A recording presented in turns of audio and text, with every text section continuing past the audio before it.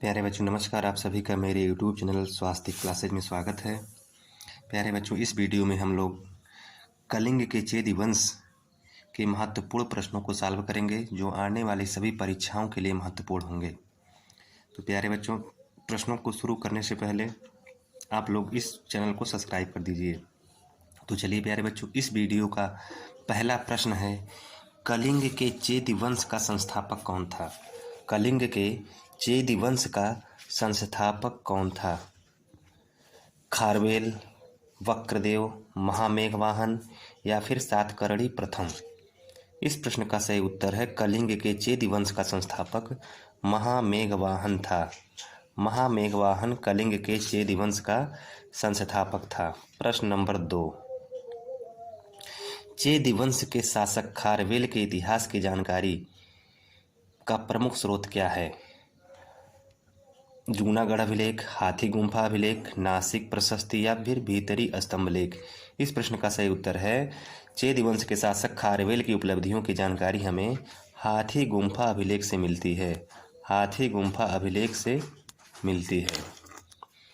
प्रश्न विकल्प बी, विकल्प बी, विकल्प बी।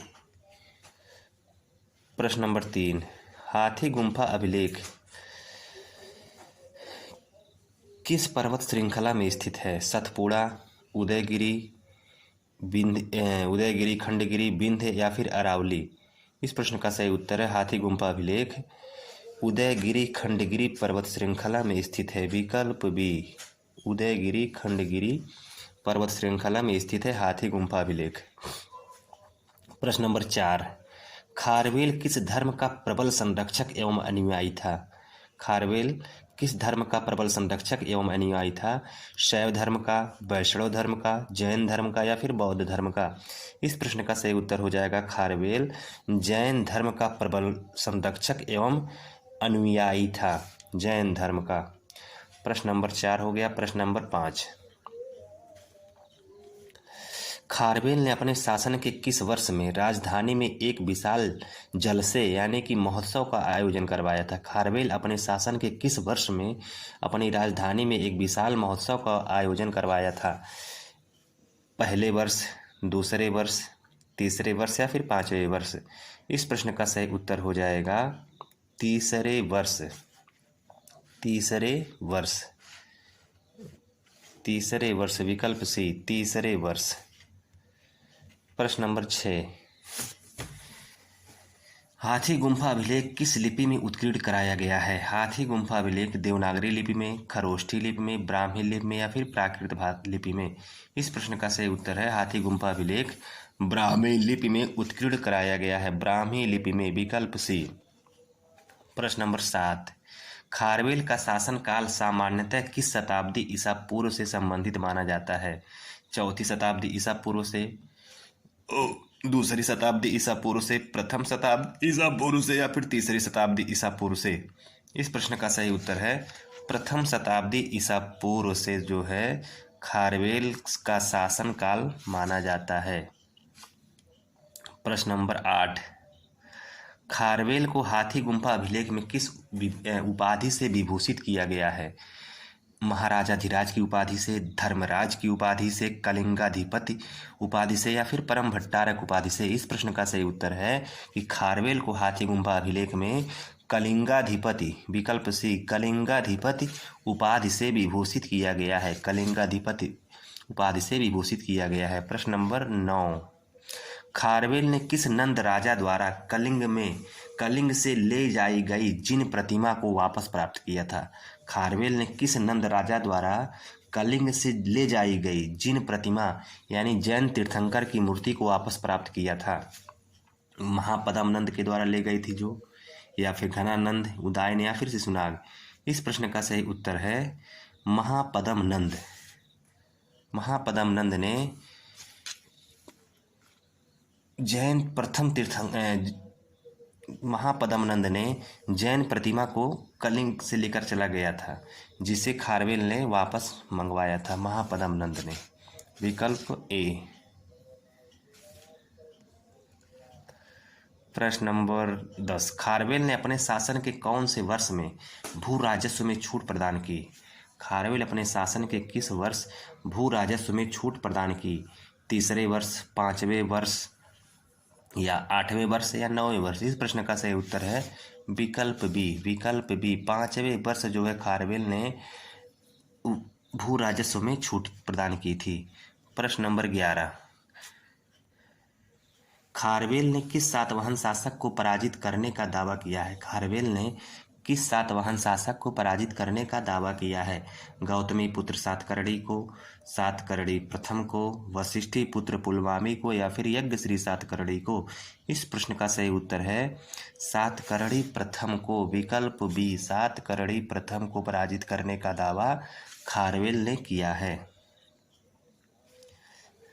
प्रश्न नंबर 12, खारवेल ने अपने शासन के कितने वर्ष की आयु में युवराज पद प्राप्त किया था? खारवेल अपने शासन के कितने वर्ष की आयु में युवराज पद प्राप्त किया था? 16 वर्ष की आयु में, 18 वर्ष की आयु में, 21 वर्ष की आयु में या फिर 24 वर्ष की आयु में?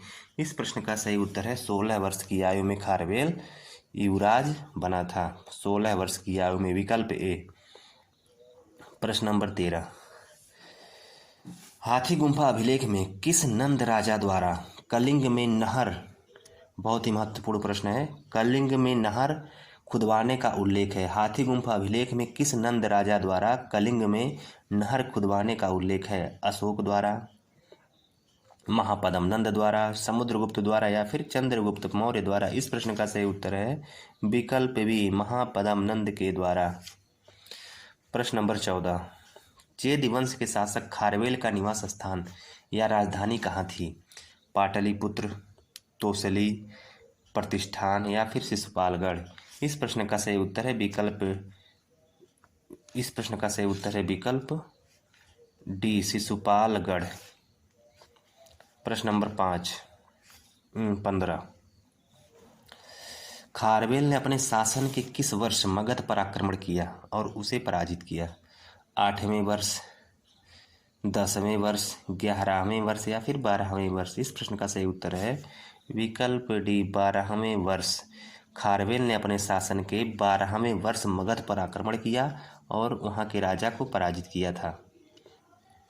प्रश्न नंबर 16, खारवेल ने अपने राज्याभिषेक के कितने वर्ष बाद हाथी गुम्फा अभिलेख उत्कीर्ण कराया था? खारवेल अपने राज्याभिषेक के कितने वर्ष बाद हाथी गुम्फा अभिलेख उत्कीर्ण कराया था? 8 वर्ष बाद, 10 वर्ष बाद, 13 वर्ष बाद या फिर 16 वर्ष बाद? इस प्रश्न का सही उत्तर है 13 वर्ष बाद।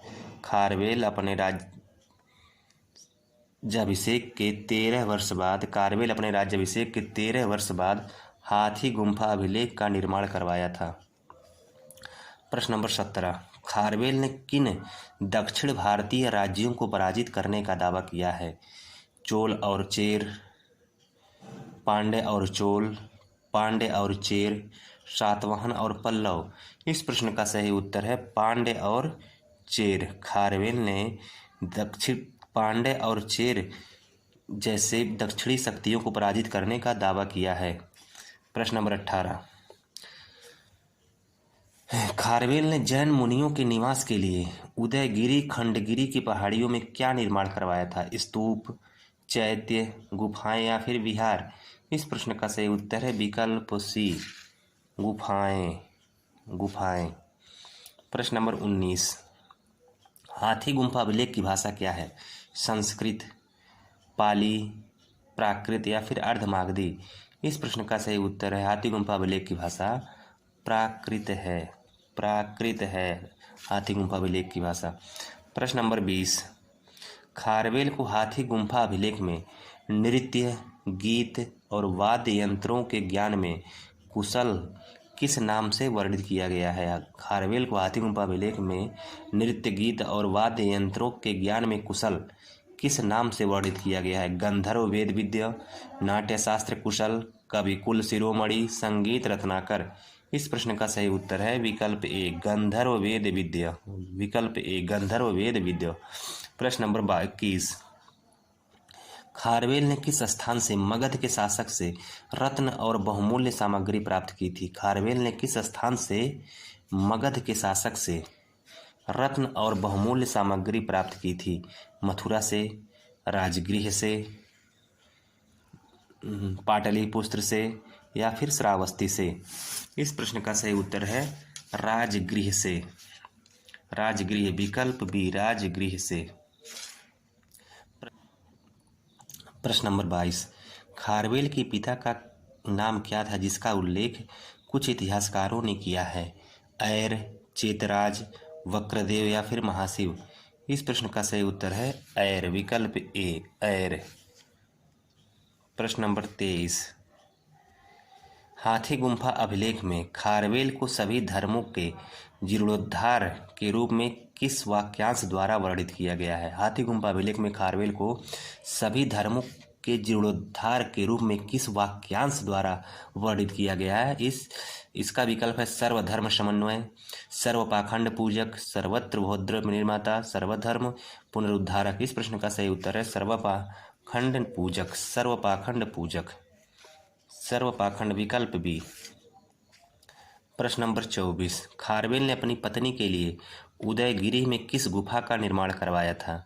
रानी गुम्फा का, मनचूरी गुम्फा का, मनचपुरी गुम्फा का, अनंत गुफा का या फिर गणेश गुफा का? इस प्रश्न का सही उत्तर है मनचपुरी गुम्फा का, विकल्प बी। प्रश्न नंबर 25, खारवेल ने सातवाहन शक्ति को सर्वप्रथम कहाँ पराजित किया था? मगध में, कृष्णा नदी के तट पर, पिथुंडा में या फिर मूसिक नगर में? इस प्रश्न का सही उत्तर हो जाएगा खारवेल ने सातवाहन शक्ति को सर्वप्रथम मूसिक नगर में पराजित किया था, विकल्प डी, मूसिक नगर में,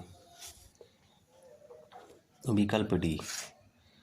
प्रश्न नंबर 26, हाथी गुम्फा अभिलेख में खारवेल के राज्याभिषेक से पूर्व के जीवन को कितने चरणों में वर्णित किया गया है? हाथी गुम्फा अभिलेख में खारवेल के राज्याभिषेक से पूर्व के जीवन को कितने चरणों में बांटा गया है? 2, 3, 4 या 5? इस प्रश्न का सही उत्तर हो जाएगा 3, विकल्प बी, 3। प्रश्न नंबर 27, चेद वंश के शासकों का, प्रश्न नंबर 27,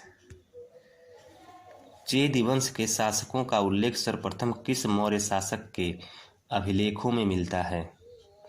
बिंदुसार के, अशोक के, चंद्रगुप्त मौर्य के या फिर दशरथ के? इस प्रश्न का सही उत्तर हो जाएगा अशोक के। चेद वंश के शासकों का उल्लेख सर्वप्रथम मौर्य शासक अशोक के अभिलेखों में मिलता है। प्रश्न नंबर 28, खारवेल ने अपने शासन के किस वर्ष में श्रमदान और हजारों ब्राह्मणों को भोजन की व्यवस्था करवाई? दूसरे वर्ष, 5वें वर्ष, 8वें वर्ष या फिर 7वें वर्ष? इस प्रश्न का सही उत्तर हो जाएगा विकल्प डी, 7वें वर्ष। प्रश्न नंबर 29, खारवेल के शासनकाल में कलिंग किसका एक महत्वपूर्ण केंद्र बन गया था? व्यापार और वाणिज्य का, शैव धर्म का, जैन संस्कृति का या फिर बौद्ध दीक्षा का? इस प्रश्न का सही उत्तर हो जाएगा विकल्प सी, जैन संस्कृति का। खारवेल के शासनकाल में कलिंग जैन संस्कृति का एक महत्वपूर्ण केंद्र बन गया था। प्रश्न नंबर 30, हाथी गुम्फा अभिलेख में खारवेल के विषय में कितने वर्षों के शासन की जानकारी मिलती है? 10 वर्षों की, 13 वर्षों की, 16 वर्षों की या फिर 20 वर्षों की? इस प्रश्न का सही उत्तर हो जाएगा विकल्प बी, 13 वर्षों की, विकल्प बी, 13 वर्षों की।